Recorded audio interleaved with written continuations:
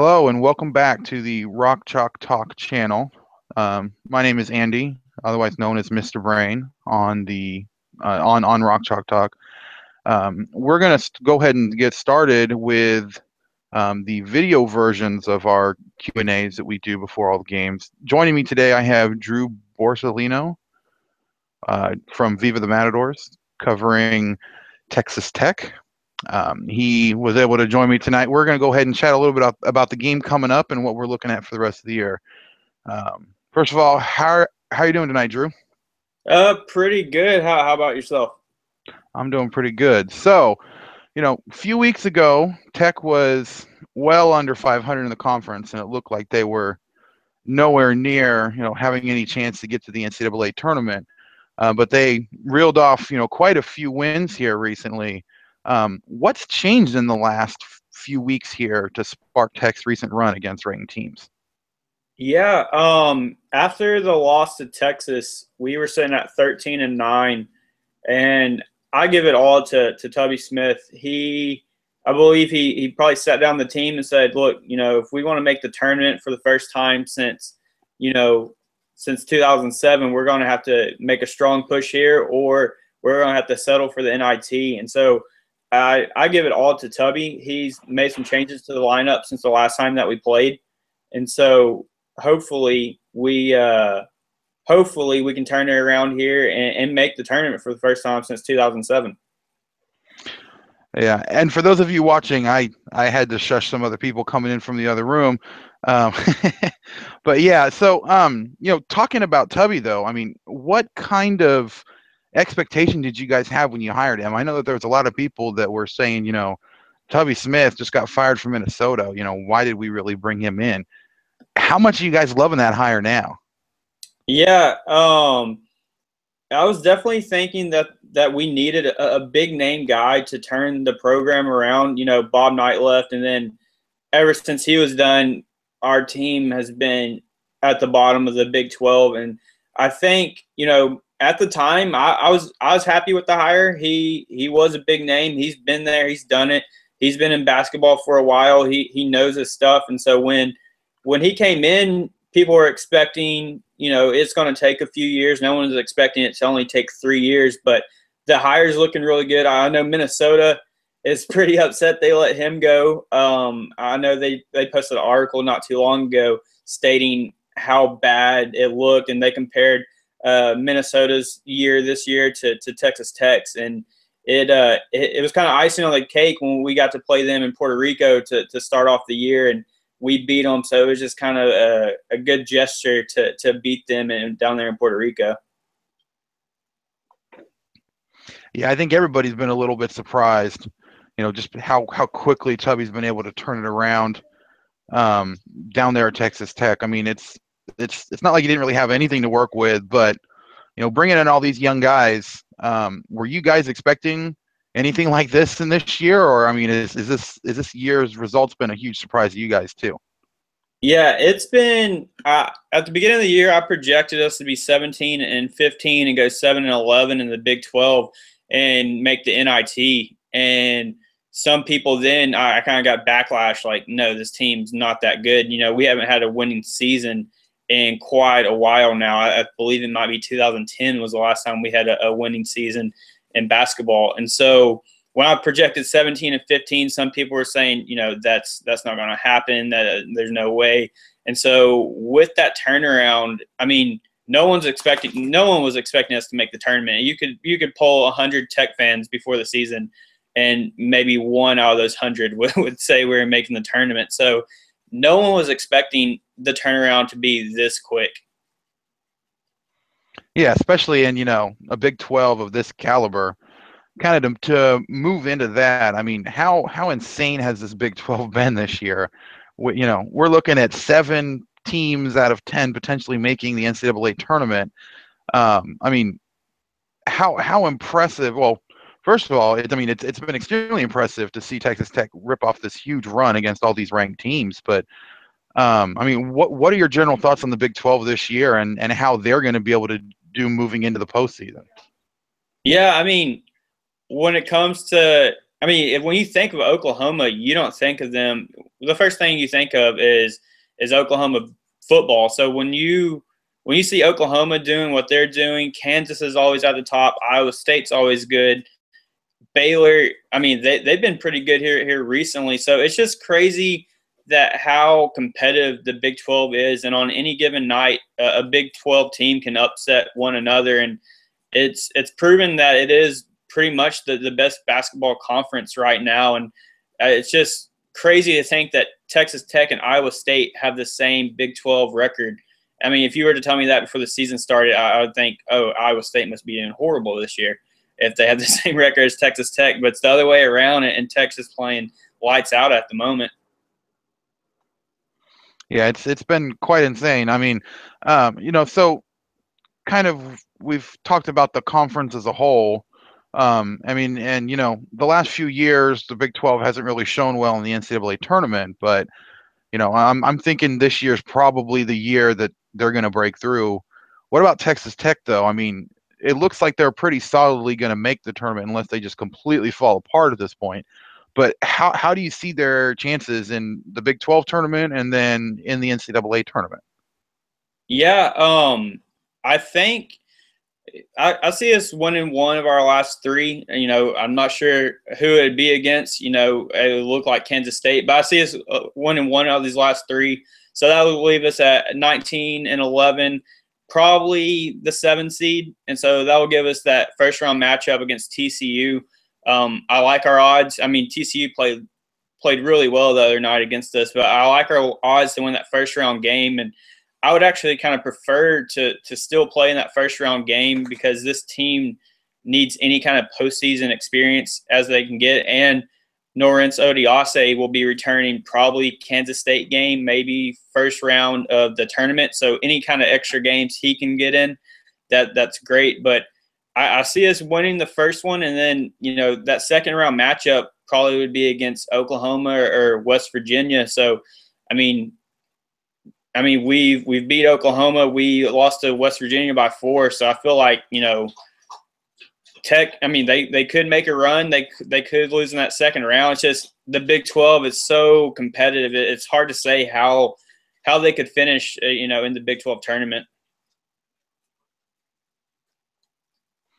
Yeah, and I think with the uncertainty we've had in the Big 12 in general, I don't think it's outside the realm of possibility to say that every single game left in the conference season could go pretty much any way. Yeah. So I mean, yeah, we're definitely looking to have an exciting finish.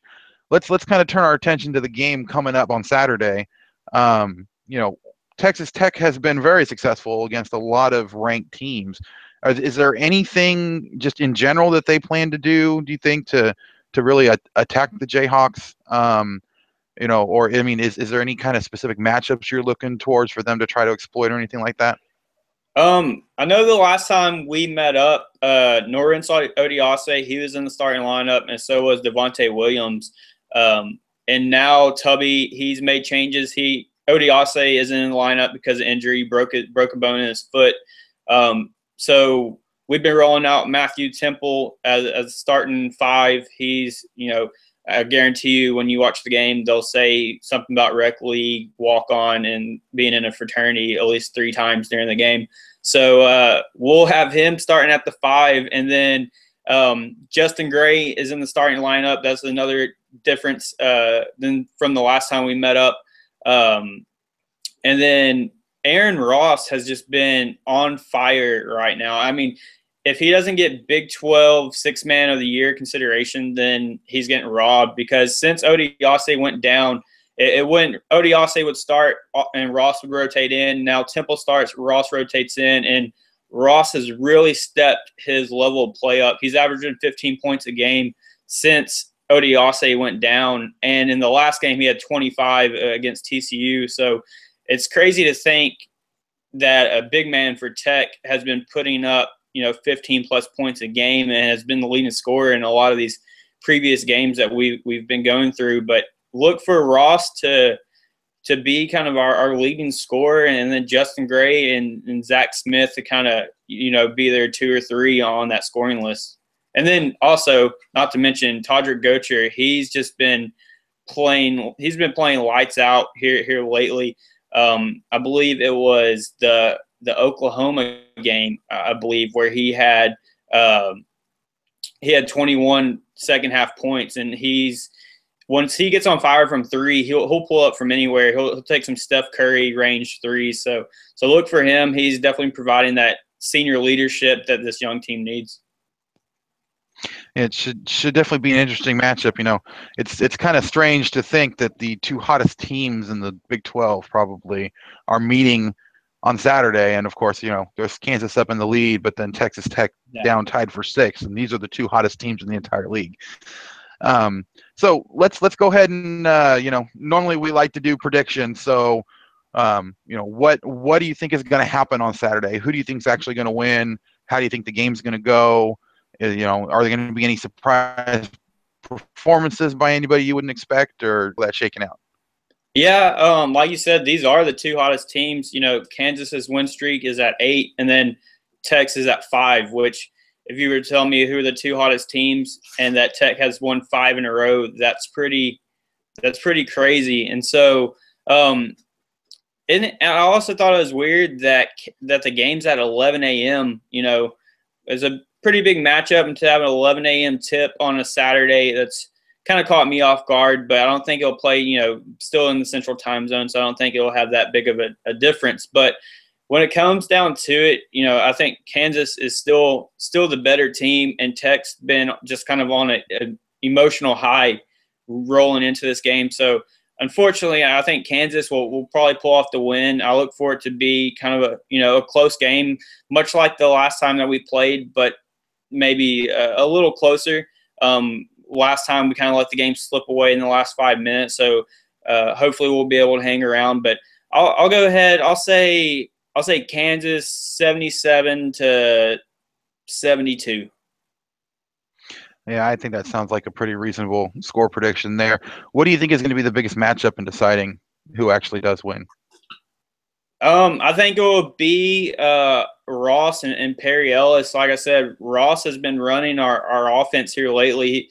He's a big man that can score down low or shoot a three. So Ross and Ellis, if Ellis can shut down Ross, that'll be a big factor, just because Ross has been putting up some crazy numbers for a Tech big man. So that's the matchup I'd be looking for, is that Ross Perry Ellis matchup. Yeah, that sounds like it's probably going to be a very fun one to watch. I think also we're kind of looking down low with Landon Lucas, coming on for Kansas recently. It seems like every game there's a big matchup down low, and we'll see, kind of who runs that with Kansas, trying always to run their offense through the post. And actually, in case you missed it, the site 538 ran an article that we had a very strong response to on our site, but basically saying that Bill Self, refuses to have his guys shoot threes. Isn't really as clear cut as he tries to make it, but it's always been an important part of Kansas's offense, is trying to run down low. And so, how well Landon Lucas and Jamari Traylor are able to stay out of foul trouble and kind of control that situation down low, I think that's going to be a really big driver in terms of who actually does finish the game with the lead. I'm kind of seeing the game probably ending the same way that you are. It's probably going to be pretty back and forth. I would be surprised if anybody holds a double-digit lead in the second half, unless of course it goes into halftime at a double-digit lead for somebody. But I'm probably looking at, I'd say probably a 5 or 6 point game, and that's because of foul shots. I would say a score probably, I'm expecting a little bit higher of a score, probably like 85, 81 in favor of Kansas. So now, for those of you that have read our print versions of these Q&As, that I always like to end with we call it a bonus question, just some random question that I throw out there. I usually have 2 of them that I do each basketball season, so we can have a different one each time. The one that we have now, I've been asking a lot of the other blog writers, is your bonus question for now is pizza or lasagna? Which one? I would say pizza for sure. I mean, by my last name, it's Borsellino. It's Italian, but lasagna, it takes a lot longer to prepare. You have to sit down and really eat it. You can't just grab it on the go. In college, Little Caesars is the go-to, especially the crazy bread, but that doesn't count as pizza. But yeah, I'd definitely go with pizza. Yeah, I think I can agree with you there. So, all right. Well, I want to thank you for joining us today.